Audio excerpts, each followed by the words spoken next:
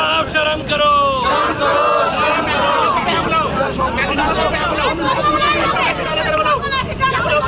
BJP मुर्दाबाद, बिना सक्सेना मुर्दाबाद, एलजी साहब शर्म करो, अरे एलजी साहब।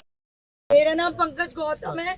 मैं बस मार्शल में थी, अपने यू और मैं सुबह से मीटिंग में थी, तो वहाँ पर इनकी नौटंकी ड्रामे देख रही थी। जैसे ही बीजेपी सरकार ने जैसे जैसे बोला तीसी मैम से, उन्होंने वैसे ही वैसे काम करा।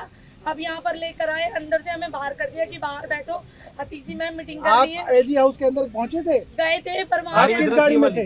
तीसी मैम की गाड़ी में थे। ठीक है। उन्होंने हमें अंदर एक रूम में बिठा दिया, फिर वहाँ से हमें बोल दिया कि आप बाहर जाओ।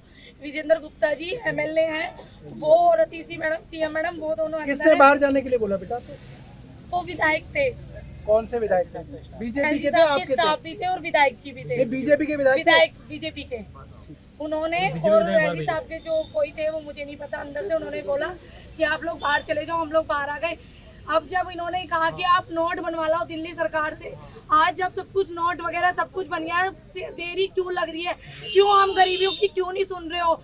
हमारे लोग, कितने लोगों ने जान तक दे दी है। अभी भी एक भाई हमारा ट्रॉमा सेंटर जान से लड़ रहा है, वो जिंदगी मौत से। कुछ भाई खाने पीने की स्थिति इतनी खराब हो चुकी है, तो एलजी साहब हाउस में क्यों नहीं आ रहे हो? आज हमें नौकरी चाहिए, वरना एलजी साहब आज आपको इस्तीफा देना होगा, और यहाँ पर आज हम नौकरी लेकर जाएंगे किसी भी हाल में। एलजी साहब के इस आदेश के अनुसार जो 25 अगस्त 2023 का है, उनका ये आदेश है कि सारे सर्विसेज की पावर हमारे पास नहीं है, उनके पास। मतलब भर्ती की सारी प्रक्रिया सिर्फ और सिर्फ उनके पास है। उन्होंने इस फ्रेज का यूज किया, सोल डिस्क्रिशन, यानी सिर्फ मेरा अधिकार, सिर्फ और सिर्फ मेरा अधिकार। तो सारी भर्ती हमारे हिसाब से सिर्फ एलजी साहब का अधिकार। लेकिन आज जो यहाँ पे प्रतिनिधिमंडल आया है भारतीय जनता पार्टी का, इन्होंने बार बार एक चीज कही कि आप कैबिनेट नोट लेकर आओ। कहा ना, आपके सामने कहा। तो इसलिए क्योंकि वो कैबिनेट नोट भी अगर होगा, वो भी एलजी साहब के पास ही जाएगा।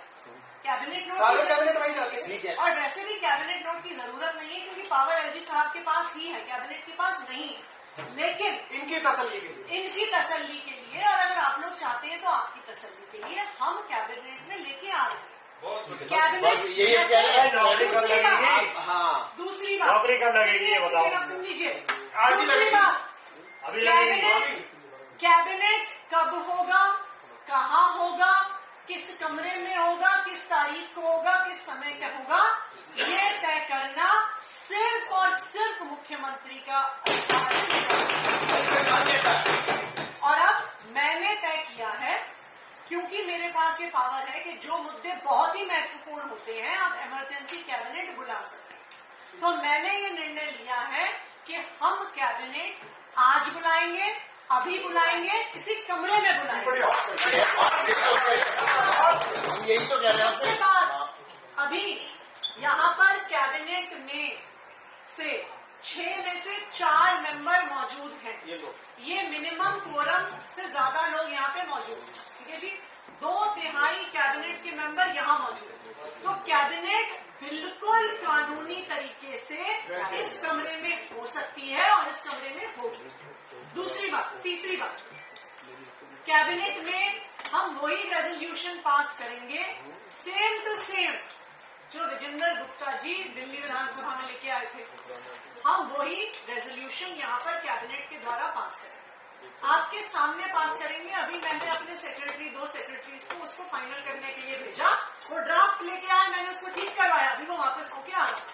ठीक है जी, साइन होने के बाद कैबिनेट नोट एलजी साहब के पास जाएगा, हम लेके जाएंगे। हम तो चाहेंगे बीजेपी के विधायक साथ में चले, नहीं चाहेंगे वो चलेंगे, बहुत अच्छा है। वो नहीं भी चलेंगे, हम फिर भी लेके जाएंगे।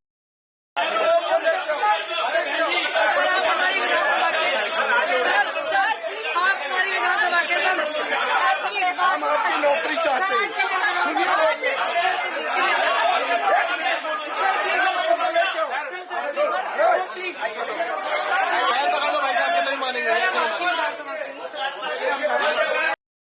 टाइम मांगा था, मिलने के लिए टाइम मांगा था, और जैसे ही कल उनकी चिट्ठी आई मैंने उनको टाइम दिया। आज सुबह 10:30 बजे से भारतीय जनता पार्टी का जो पूरा विधायक दल है वो दिल्ली सचिवालय में बैठा हुआ है। हमने उनको काफी डिटेल में समझाया कि किस तरह से जो पूरा सर्विसेज मैटर है कि किसी की भी भर्ती करनी है, बस मार्शल्स को परमानेंट करना है, रेगुलराइज करना है, ये सारा सर्विस मैटर्स में आता है।